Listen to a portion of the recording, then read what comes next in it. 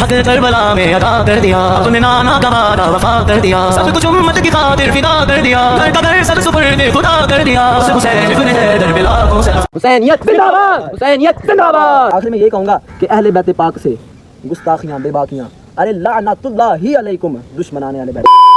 السلام علیکم، welcome back to اندر ولاگ۔ بھائی صاحب 10 محرم کا دن ہے۔ آج کے دن میں کوئی انٹرٹینمنٹ وغیرہ نہیں ہوگا، کوئی شغل میلہ وغیرہ نہیں ہوگا۔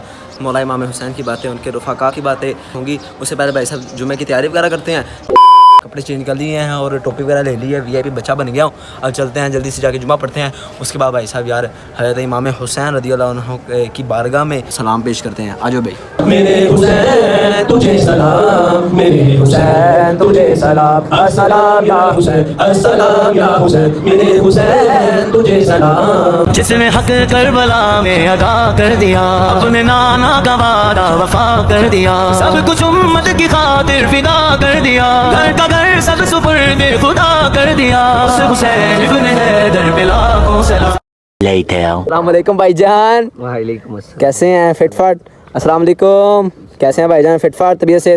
کربلا کے بعد کیا ہوا؟ جس تخت کے لیے، جس تاج کے لیے یزید نے معاذ اللہ اہل بیت طہار کو معاذ اللہ شہید کیا، آخر وہ کتنے سال اس تخت پر رہا؟ صرف اور صرف 3 سے 3.5 سال وہ رہا۔ تو اس کی موت کی 2 وجہ بتائی جاتی ہیں جو مشہور ہے۔ ایک یہ ہے کہ وہ کسی عورت کے عشق میں مبتلا ہو گیا، تو وہ اس عورت نے نا اس کو کسی بیابان کی جنگل میں نہ بلایا، جھاڑیوں کے پیچھے وہ یزید گیا اس کے ساتھ۔ اس نے نا اس لڑکی نے، وہ کافرہ تھی عورت، ٹھیک ہے، اس نے اس کو نشہ وغیرہ دیا، اس کو نشے میں دھت کر دیا۔ آخر میں آ کر اس لڑکی نے اس کو کھنجر سے مارا، اور آخر میں کہتی رہی کہ جو اپنے نبی کے نواسے کے ساتھ وفا نہیں کر سکتا وہ میرے ساتھ کیا وفا کرے گا۔ پر دو یہ ہے کہ یزید کا جب آخری وقت آیا نا، اس لانتی کا، پلید کا آخری وقت آیا، تو اس کو ایک ایسی بیماری ہو گئی کہ اس کی پیٹ کی ساری آنتیں نا سڑ گئی۔ اب وہ پانی کے بغیر بھی تڑپتا تھا، اگر اس کو پانی دیا جاتا پینے کے لیے تو صرف ایک قطرہ جیسے اس کے حلق کے نیچے اترتا نا، وہ اسے سوئی طرح چبھتا، بہت زیادہ اس کو چبھتا۔ تو اسی حالت میں اس نے اپنے بیٹے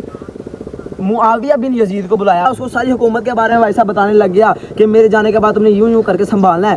کچھ یزید نے بھی اپنے بیٹے کے ساتھ باتیں کی تھی، وہ فوراً کھڑا ہوا، اس نے کہا جس تخت و تاج پر اہل بیت طہار کا خون لگا ہو میں اس آفر کو ایکسیپٹ نہیں کر سکتا۔ سمجھ لے اس نے اپنے پیر کا ٹھڈا مارا اس آفر کو، اس کے بیٹے نے۔ یہ تھا اہل بیت طہار سے عشق۔ حالانکہ یزید بھی ایک صحابی کا بیٹا تھا، لیکن بھائی صاحب جس کے دل میں نا غرور و تکبر آ جائے نا، اور لالچ آ جائے پیسے کے بارے میں، تخت و تاج کے بارے میں، وہ شخص برباد ہو جاتا ہے۔ یہ کہوں گا کہ یزید کے کرتوتوں کی وجہ سے ہم حضرت امیر معاویہ کو ہرگز کچھ نہیں کہہ سکتے۔ ارے جب بیٹے نے جو مرضی کیا، بیٹا زانی ہو، شرابی ہو، کیا ابو ذر بھائی آپ بتاؤ یار، اس کی وجہ سے ہم کسی کے باپ کو کچھ کہہ سکتے ہیں؟ نہیں بھائی، نہیں کہہ سکتے۔ تو ہم حضرت امیر معاویہ کون ہوتے ہیں؟ ہماری کیا، ہمیں پتہ کہ ہم نے ایمان پہ مرنا ہے؟ ہمیں نہیں پتا ہے۔ ہم خود بہت بڑے اللہ کے ولی ہیں؟ نہیں، وہ صحابی رسول ہیں، ایسے صحابی رسول جو وہی لکھتے تھے آقا السلام کی۔ یہ ہر کسی کا کام نہیں تھا، یہ کچھ مخصوص تھے، 5 سے 6 صحابہ کرام تھے، یا کچھ زیادہ ہوں گے، یہ صرف ان کا کام تھا۔ وہ معاویہ تھے، لیکن ان کا بیٹا کس طرح کا نکلا، بس اس پر اللہ کی بھی لعنت ہے۔ آخر میں یہی کہوں گا کہ اہل بیت پاک سے گستاخیاں بے باکیاں، ارے لعنت اللہ علیکم دشمنان اہل بیت۔ چلو بھائی جان، میں نا اب ایک نعرہ لگاؤں گا، جتنی آپ کے اندر جان ہے نا اتنے جان سے آپ نے نعرے کا جواب دیا۔ ٹھیک ہو گیا جی؟ حسینیت زندہ باد، حسینیت زندہ باد، یزیدیت مرد آباد۔ اللہ پاک حضرت امام حسین کا صدقہ، ان کے دیگر رفقا اور جو صحابہ کرام کربلا میں شہید ہوئے، اور جو امام زین العابدین اور دیگر ان کے ساتھ جو رفقا تھے جو زندہ بچ کے، سب کا صدقہ اللہ پاک یار ہمیں بھی اہل بیت طہار کی اور صحابہ کی سچی محبت عطا فرمائے، آمین۔ بھائی صاحب جہاں میری ولاگ کا اینڈ کرتے ہیں، انشاءاللہ کل کے ولاگ میں آپ کے ساتھ ملیں گے، تب تک کے لیے اللہ حافظ۔